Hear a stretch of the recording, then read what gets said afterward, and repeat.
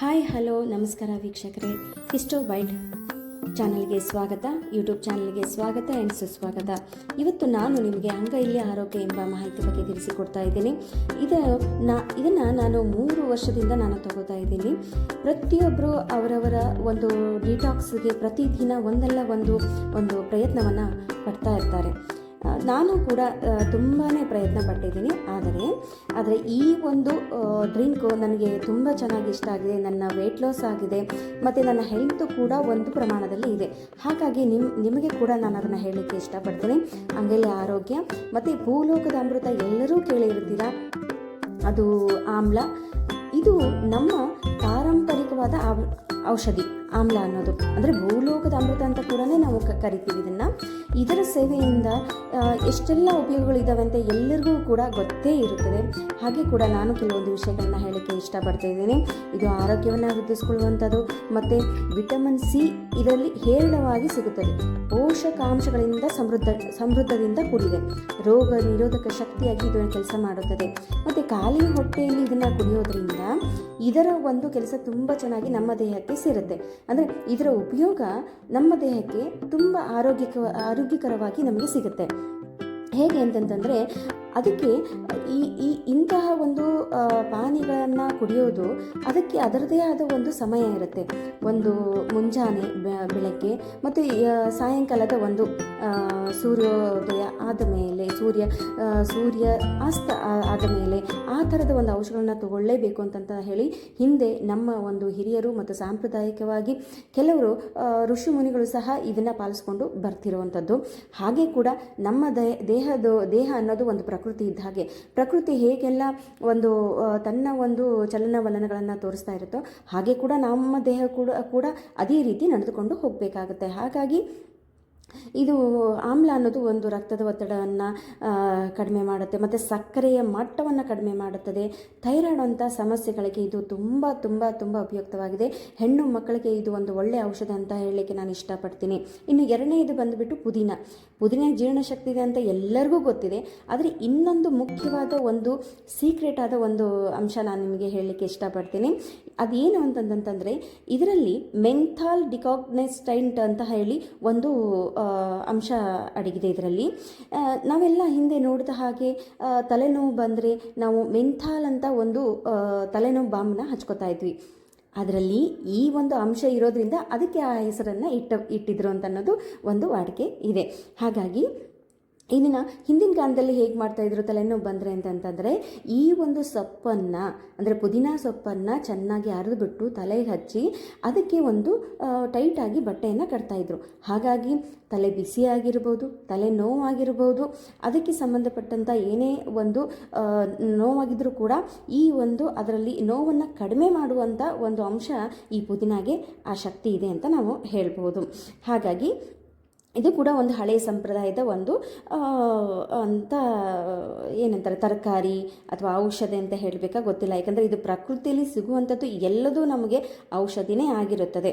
ಹಾಗಾಗಿ ಮೂರನೇದು ಬಂದುಬಿಟ್ಟು ಹಸಿ ಅರಿಶಿಣದ ಬಗ್ಗೆ ಕೆಲವ್ರಿಗೆ ಗೊತ್ತಿದೆಯೋ ಇಲ್ಲೋ ಗೊತ್ತಿಲ್ಲ. ಬಟ್ ನಾವು ಚೆನ್ನಾಗಿ ಅರಿಶಿಣವನ್ನು ಚಿಕ್ಕಂದಿನಿಂದ ನಾವು ಯೂಸ್ ಮಾಡ್ಕೊತಾನೆ ಬಂದಿದ್ವಿ. ನಾವು ಒಂದು ಮುಖ ಬೆಳ್ಳಗಾಗಬೇಕು, ಚೆನ್ನಾಗಿ ಕಾಣಬೇಕು ಅಂತ ಅನ್ನೋದಕ್ಕೋಸ್ಕರ ಸೌಂದರ್ಯ ವೃದ್ಧಿಗೆ ಇದು ಎಷ್ಟು ಮುಖ್ಯನೋ ನಮ್ಮ ದೇಹದಲ್ಲಿ ಒಳಗಿನ ಒಂದು ಏನಂತಾರೆ ಚಯಾಪಚಯ ಆಗಿರಬಹುದು, ರೋಗ ನಿರೋಧಕ ಶಕ್ತಿ ಆಗಿರಬಹುದು ಮತ್ತು ಸೋಂಕನ್ನು ತಡೆಗಟ್ಟುವಂಥ ಶಕ್ತಿ ಈ ಒಂದು ಹಸಿ ಅರಿಶಿಣದಲ್ಲಿ ಇದೆ. ಹಾಗಾಗಿ ಜೀರ್ಣಾಂಗ ವ್ಯವಸ್ಥೆಯೂ ಕೂಡ ಸುಧಾರಿಸುತ್ತೆ ಮತ್ತು ಮೂಳೆಗಳಿಗೆ ತುಂಬ ಆರೋಗ್ಯವಾಗಿ ಇದು ಕಾಪಾಡುತ್ತೆ. ಅದು ಕೂಡ ಸೋಂಕುಗಳ ವಿರುದ್ಧ ಹೋರಾಡಲು ಸಹಾಯ ಮಾಡುತ್ತದೆ.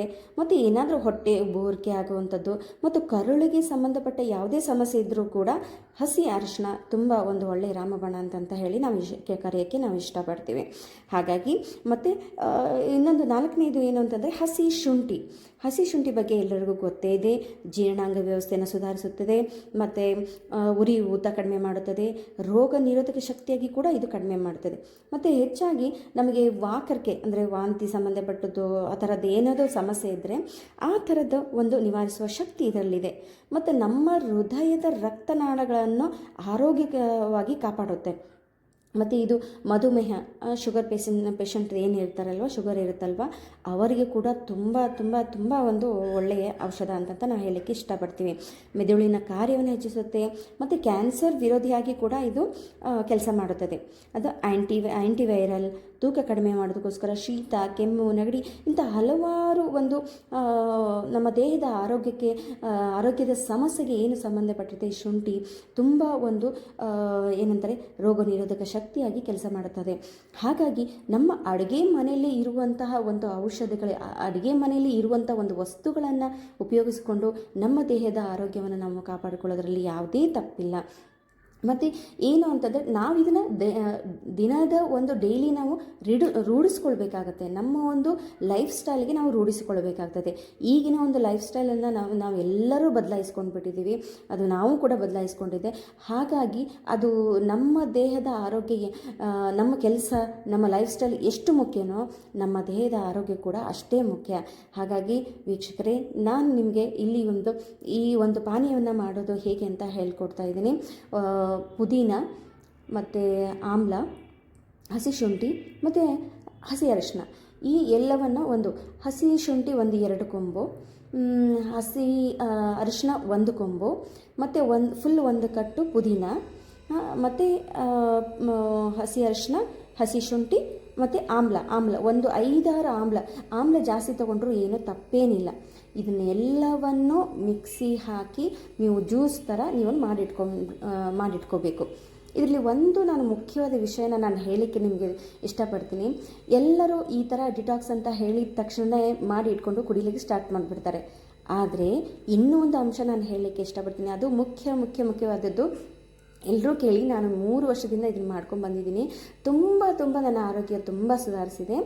ಈ ಒಂದು ಡಿಟಾಕ್ಸ್ ಮಾಡಿ ಆದಮೇಲೆ, ಇದೊಂದು ಡ್ರಿಂಕ್ ರೆಡಿ ಆದಮೇಲೆ ನಾನೊಂದು 2 ಲೀಟ್ರ್ ಮಾಡಿ ಒಂದು ಗ್ಲಾಸಿನ ಗಾಜಿನ ಏನಂತಾರೆ ಅದರಲ್ಲಿ ನಾನು ಶೇಖರಣೆಯನ್ನು ಮಾಡ್ತೀನಿ. ಅದು ಫುಲ್ 1 ಲೀಟ್ರದ್ದು ಒಂದೊಂದು ಗ್ಲಾಸ್ ಬಾಟಲಿದೆ.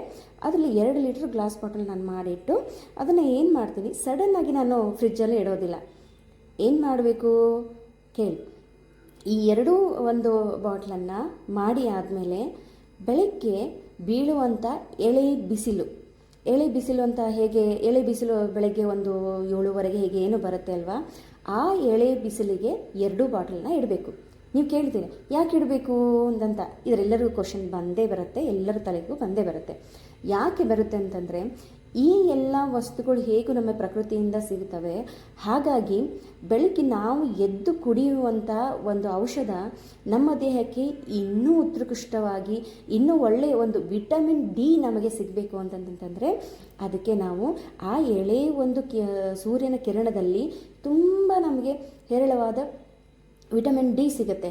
ಆ ಎಳೆ ಕಿರಣದಲ್ಲಿ ಇಷ್ಟೊಂದು ಶಕ್ತಿ ಇದೆ ಅಂತಂತಂದರೆ, ಅದು ನಾವು ಕುಡಿಯುವಂಥ ನಾವು ಉಪಯೋಗಿಸುವಂಥ ಆಹಾರದ ಮೇಲೆ ಬಿದ್ದರೆ, ನಮ್ಮ ದೇಹದ ಮೇಲೆ ಬಿದ್ದರೆ ಅದರಲ್ಲಿ ಸಿಗುವಂಥ ವಿಟಮಿನ್ ಡಿ ತುಂಬ ಚೆನ್ನಾಗಿ ನಮ್ಮ ಚರ್ಮವನ್ನು ಕಾಪಾಡುತ್ತೆ, ನಮ್ಮ ಇಂಟರ್ನಲ್ ಆರೋಗ್ಯವನ್ನು ತುಂಬ ಚೆನ್ನಾಗಿ ಇಡುತ್ತೆ.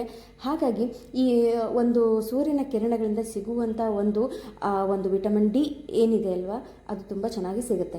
ಹಾಗಾಗಿ ಅದನ್ನು 2 ಬಾಟ್ಲನ್ನು ನಾನು ಏನು ಮಾಡ್ತೀನಿ, ಎಳೆ ಬಿಸಿಲಿಗೆ ಇಡ್ತೀನಿ. ಸ್ವಲ್ಪ ಅದು ಎಷ್ಟು ಟೈಮ್ ಇಡಬೇಕು ಅಂತ ಕೆಲವರು ಕೇಳ್ಬೋದು. ಇದನ್ನೊಂದು 10-15 ನಿಮಿಷನೂ ಇಡ್ಬೋದು. ಪ್ರತಿ ಸಲ ಇಡೋ ಹಾಗಿಲ್ಲ, ಇದನ್ನೆಲ್ಲರೂ ತಿಳ್ಕೊಳ್ಳಿ. ಪ್ರತಿ ಸಲ ಇಡೋ ಹಾಗಿಲ್ಲ. ಒಂದು ಸರಿ ನೀವೇನು ಮಾಡ್ತೀರಲ್ವ, ಒಂದು ಸರಿ ಮಾತ್ರ ಆದರೆ ಇಡಬೇಕು. ಆಲ್ರೆಡಿ ಅದು ಅಲ್ಲಿಗೆ ನಮಗೆ ಸಿಗುವಂಥದ್ದು ಏನು ಸಿಗಬೇಕು ನಮ್ಮ ದೇಹಕ್ಕೆ ಆಲ್ರೆಡಿ ಅದಕ್ಕೆ ಆಗಿರುತ್ತೆ. ಹಾಗಾಗಿ ಅದೊಂದು ಬ್ಲೆಸ್ಸಿಂಗ್ ಕೂಡ ಅಂತ ನಾನು ನಂಬಿಕೊಂಡು ನಾನು ಆ ದಿನವನ್ನು ಸ್ಟಾರ್ಟ್ ಮಾಡ್ತೀನಿ. ಹೀಗಾಗಿ ಆ ಸೂರ್ಯನಿಗೆ ನಮಸ್ಕಾರ ಮಾಡಿ ಆ ಡ್ರಿಂಕನ್ನು ತಗೊಳ್ಳುವಂಥದ್ದು ಅಂತ ಹೇಳಿಬಿಟ್ಟು, ಆ ದಿನ ಚೆನ್ನಾಗಿರಲಿ, ನನ್ನ ದೇಹದ ಆರೋಗ್ಯ ಚೆನ್ನಾಗಿರಲಿ ಅಂತ ಹೇಳಿಬಿಟ್ಟು ನಾನು ಅದಕ್ಕೋಸ್ಕರ ಇಟ್ಬಿಟ್ಟು ನಾನು ಈ ಥರ ಮಾಡ್ತಾಯಿದ್ದೀನಿ. ಹೀಗೆ ಮಾಡ್ತಾನೂ ಕೂಡ ಬರ್ತಾ ಇದ್ದೀನಿ. ಹಾಗಾಗಿ ನಿಮಗೂ ಕೂಡ ಅದು ಶೇರ್ ಮಾಡಬೇಕು ಅಂತ ಅನಿಸ್ತು. ಹಾಗೆ ವೀಕ್ಷಕರೇ, ಸ್ನೇಹಿತರೆ, ಅದು ಹೆಣ್ಮಕ್ಳಿಗೆ ಸ್ಪೆಸಿಫಿಕ್ಕಾಗಿ ಹೆಣ್ಮಕ್ಳು ಇದನ್ನು ನಿಮ್ಮ ದಿನನಿತ್ಯದಲ್ಲಿ ರೂಢಿಸ್ಕೊಳ್ಳಿ. ಯಾರೆಲ್ಲ ಥೈರಾಯ್ಡ್ ಸಮಸ್ಯೆ, PCOS ಏನೆಲ್ಲ ಸಮಸ್ಯೆ ಇದೆ ಅದನ್ನು ಈ ಡ್ರಿಂಕ್ ಮೂಲಕ ನಿಮ್ಮ ಆರೋಗ್ಯವನ್ನು ಸುಧಾರಿಸ್ಕೊಳ್ಳಿ ಅಂತ ಹೇಳ್ತಾ ನಾನು ನನ್ನ ವಿಡಿಯೋನ ಮುಗಿಸ್ತಾ ಇದ್ದೀನಿ. ನೋಡಿ, ಎಲ್ಲರೂ ಆರೋಗ್ಯವಾಗಿ ಇರಬೇಕಂದ್ರೆ ಅವರವರ ಆರೋಗ್ಯದ ಬಗ್ಗೆ ಕಾಳಜಿ ಇರಲೇಬೇಕು. ನಾವು ನಮ್ಮ ಲೈಫ್ ಸ್ಟೈಲ್ ಎಷ್ಟೇ ಚೇಂಜ್ ಆಗಿದ್ರೂ ಕೂಡ ನಮ್ಮ ಆರೋಗ್ಯದ ಮೇಲೆ ನಾವು ತುಂಬಾ ಒಂದು ನಿಗಾ ಇಡಬೇಕು, ಅದರ ಬಗ್ಗೆ ಕಾಳಜಿ ಇರಬೇಕು. ಹಾಗಾಗಿ ಇದನ್ನು ಎಲ್ಲರೂ ರೂಢಿಸ್ಕೊಳ್ಳಿ.